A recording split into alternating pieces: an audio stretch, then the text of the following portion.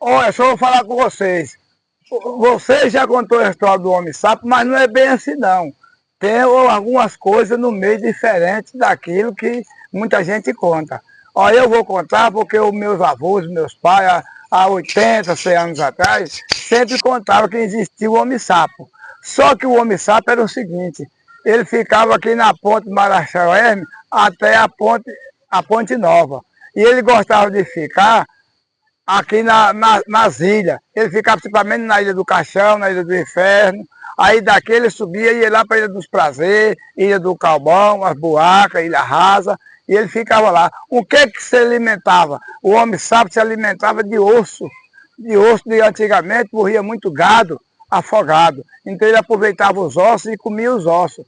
Pegava os ossos e moía os ossos. O homem-sapo tem os dentes muito fortes, ele moía os ossos. De vez em quando, à noite, ele aparecia para muitos pescadores. Aí muitos pescadores ficavam assustados e corriam. Mas ele não prejudicava pescador de jeito nenhum. Mas como era uma pessoa, era uma coisa muito estranha, e era do tipo de um sapo, mas chamava homem-sapo, porque ele tinha as mãos de homem, as pernas de homem e a cabeça de sapo.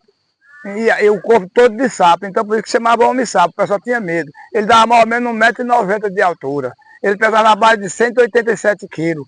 Então ele tinha muita força, porque ele só comia osso, porque o osso tem a maior vitamina do mundo, é osso. Então ele só comia osso direto, era osso, era capim, era verdura, que ele achava na beira do rio, muita abóbora, naquela época a abóbora demais na beira do rio,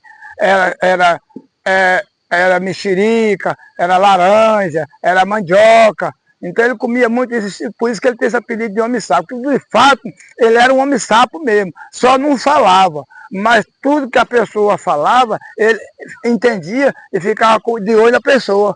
Ficava de olho na pessoa e a pessoa também ficava de olho nele. Muitos corriam com medo deles, outros ficavam para poder ver o movimento do homem-sapo. Ele ficava de longe. Eu, no meu caso aqui, eu não alcancei o homem-sapo não, mas o meu avô contava sempre como é que era o homem-sapo, porque eu sou da época do caboclo d'água, que o caboclo d'água era amigo do homem-sapo. Então o homem-sapo morava na pedra, no lajedo, e o caboclo morava na loca. Ele fundava 4 metros do rio e saía no pé de serra e morava lá. E o homem-sapo morava na pedra, debaixo das pedras, debaixo no fundo d'água. Então, por isso que eu digo, antigamente tinha muita coisa interessante de hoje. Hoje não está tendo mais acontecimento. Por que não está tendo esse acontecimento hoje mais? Porque naquela época o movimento de embarcação era pouco, e era mais barco no remo, chamava estiva, era motor Arquimedes, era o Tenta. Hoje não, hoje tem motor de várias qualidades, tem Yamaha, tem Mercury, tem Johnson. O movimento de embarcação hoje é muito mais. Naquela época, as embarcações eram de madeira, era tamboril, era só madeira de primeiro, madeira boa, que tinha, que aqueles barcos que chamava paquete, que era barco grande, tamboril. O meu tinha um barco de tamboril de 8 metros de comprimento. O meu amigo tinha um barco de cedro de 8,70 m de comprimento. Então, naquela época, o movimento não tinha o barulho, que era só no remo ou então na estiva. Então, sempre os animais apareciam, coisas vinham do outro mundo, você pensava. Ah, aquilo ali é coisa do outro mundo. E como de fato é coisa do outro mundo mesmo. Mas só que na realidade tem aqui no Rio.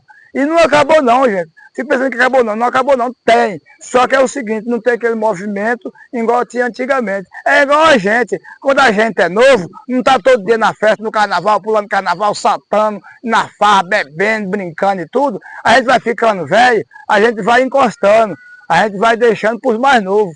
Mesma coisa é o que tem no Rio também. Como vai ficando, o movimento vai chegando, então aqueles encantados, aqueles, o homem-sapo, o compadre d'água, ele vai afastando e vai aparecendo pouca coisa. Simplesmente desaparece só depois de 1 hora da manhã em diante. Eu, de vez em quando, aqui no Camão, na Ilha dos Prazeres, nas Buracas, nas Trevinas, no Ladeiro, eu sempre levo pinga e levo fumo para eles e faço minhas orações e falo, olha, eu estou na embola, na carretia, mulher preguiçosa não cose nem fia, se deita de noite, na volta meio-dia, com dor de cabeça, com maliconia, capeia na mão, educa na família, 3 sul, 3 norte, 3 Bahia, 3 sertão, 3 gaola, 3 sofê, 3 pega, 3 gavião. Sei que ainda vou morar atrás da senhora, valeu-me senhora vindo, valeu-me senhora vá. Aqui na beira do São Francisco, que eu e toda a minha família, o compadre vai sustentar de surubim e cumatá e dourado, para nós pegar e comer e viver bem, graças a Deus. Por isso que hoje, graças a Deus, eu agradeço o compadre, agradeço a comadre e agradeço o Homem Sapo também, que eu fico muito feliz de contar aquilo que vocês, muita gente não conheceu e não sabe. O Homem Sapo não é da minha época, mas é da época dos meus pais, dos meus avós, eles me contaram, então eu sinto como eu conheci isso também, igual eu conheço o compadre d'água, né? Que ele tem 87 centímetros e parece uma pessoa.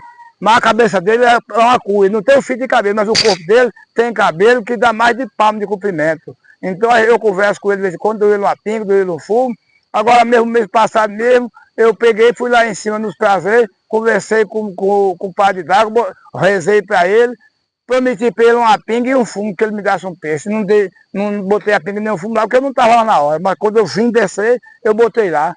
Aí eu botei os anzol lá e fiquei lá 2 dias lá. Quando eu saí, peguei 7 surubim. 7 surubim, não é surubim grande não, não é surubim de 17 quilos, 18 quilos, 27 quilos. Aí eu peguei 7 surubim e tudo, cheguei aqui na rua, fui, vendi, foi o que eu fiz. Cuidar das minhas obrigações. Peguei, fui lá no fumante, comprei fumo, fui no supermercado, comprei 2 garrafas de pinga, meio metro de fumo, e levei, cheguei lá e botei pro compadre lá. Falei, compadre, tá aqui a pinga e o fumo do senhor, o senhor me deu peixe. Aí eu botei lá o fumo e a pinga para ele. Quando eu cheguei lá no outro dia, só estava metade do fumo. Ele já tinha pegado a metade do fumo, eu botei 2 garrafas de pinga, só tinha uma garrafa de pinga. Então ele deixou a outra para o outro dia.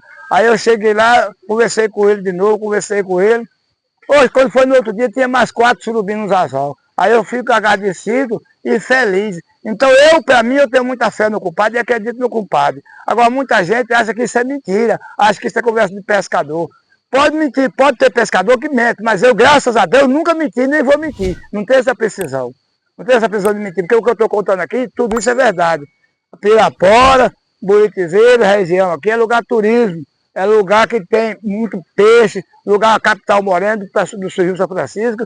E que todo mundo que vem aqui uma vez quer vir mais várias vezes. Eu principalmente conhecer o Muranga, fazer um passeio a bordo com o Muranga, que além de fazer um passeio tranquilo, passeio bacana, ainda vai conhecer uma pessoa espetacular que vai gostar. E o prazer meu é fazer feliz você, eu sinto feliz também. Vocês podem vir para Pirapora, toda a região, e conversar com o Muranga, aqui estou à disposição.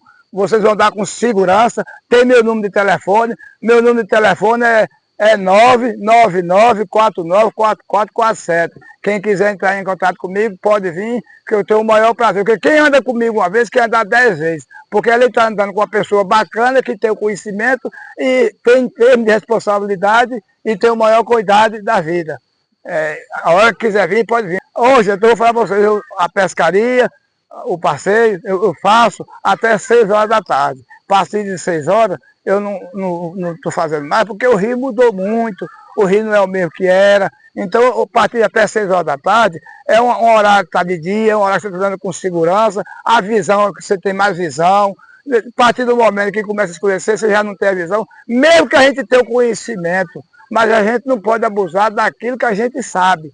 A gente tem de aproveitar aquilo que a gente sabe, para dar segurança para mim e para o cliente que está do meu lado. Então é isso que eu falo com vocês. Pode vir, vão andar com segurança, vai andar tranquilo, com o maior prazer e com cuidado que vocês vão ter quando estão andando com uma pessoa que tem responsabilidade e segurança. Graças a Deus. Pode vir todo mundo com o maior prazer. Um abraço para todo mundo.